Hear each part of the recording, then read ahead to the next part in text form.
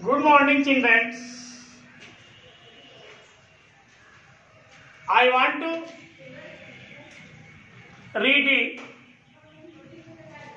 Geography, lesson number 4, class 10, agriculture.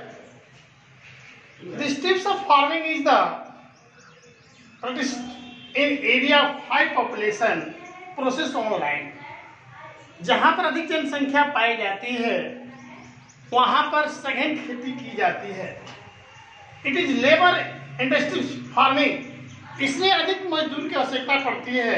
Where the high touch of the vertical input in the irrigation are used for the obtain higher production. इसलिए इस क्षेत्र में अधिक मात्रा में कृषि के अधिक उपयुक्त बनाने के लिए जो है अधिक जल और उसके लिए अधिक मात्रा में पॉपुलेशन को बनाए रखने के लिए हाई प्रेशर के उच्च कोटि के खाद्य पदार्थों की आवश्यकता पड़ती है. Can you name some the state of India where such farming. इस तरह की कृषि जो है भारत के कुछ ऐसे क्षेत्र में की जाती है. तो right the leading the divisible land among the sub generation in the land holding size and commission. इस क्षेत्र में जहां पर अधिक जनसंख्या पाई जाती है उस क्षेत्र में ऐसी खेती की प्रक्रिया पाई जाती है. यहाँ पर the farmer continue to take the maximum output. यहाँ के किसान हमेशा खेतों को एक फसल के बाद दूसरी फसल के बाद तीसरी फसल बोने की प्रक्रिया करते हैं. They limit land in the absence of the source of the livelihood. ऐसी भूमि खासकर ग्रामीण क्षेत्र में गांव के अगल बगल क्षेत्र में भी पाई जाती है. Thus there is the enormous process on the agricultural land.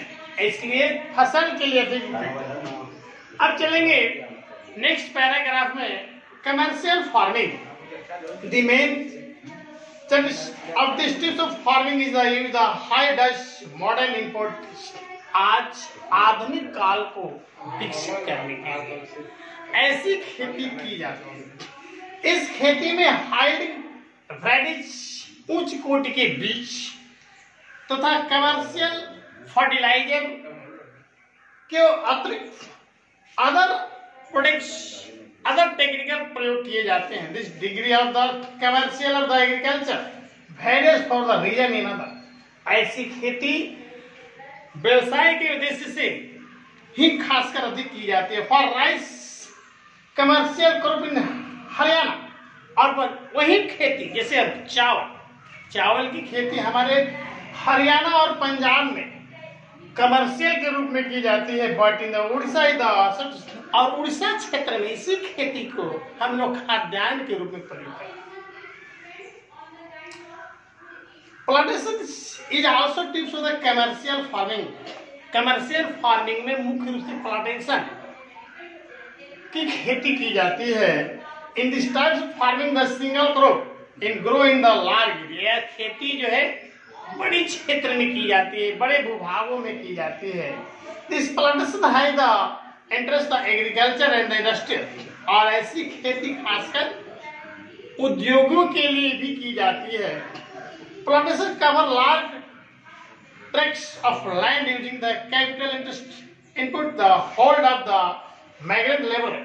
और इस क्षेत्र में खेती के करने के लिए अधिक भूमि के साथ साथ यहाँ पर अधिक पूंजी की आवश्यकता पड़ती है.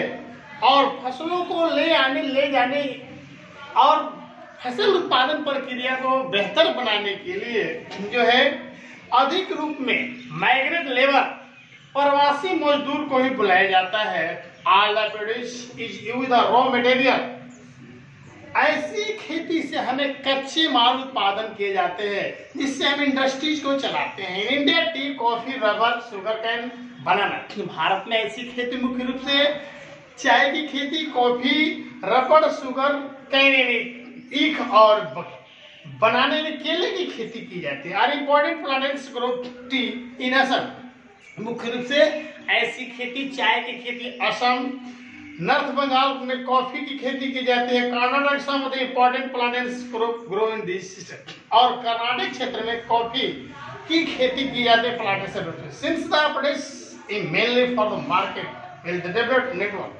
और ऐसी खेती बाजार से जुड़ी होती है जिसका नेटवर्क जो है एक दूसरे से बने होते हैं।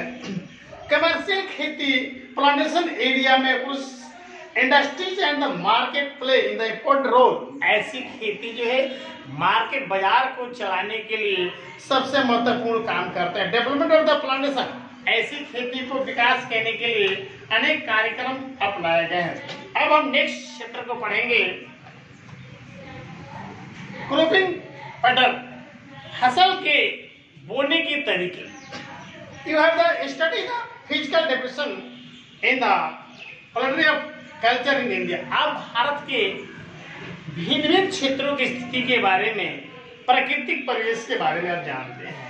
These are also the reflects the agriculture practice and the cropping pattern in the country। इसीलिए हमारे भारत में भूमि और इन्वायरमेंट के आधार पर अनेक प्रकार की फसल पाई जाती है। Various of food and fibre crop, यहाँ पर अनेक प्रकार की फसल तथा अनेक प्रकार के फाइबर की खेती की जाती है।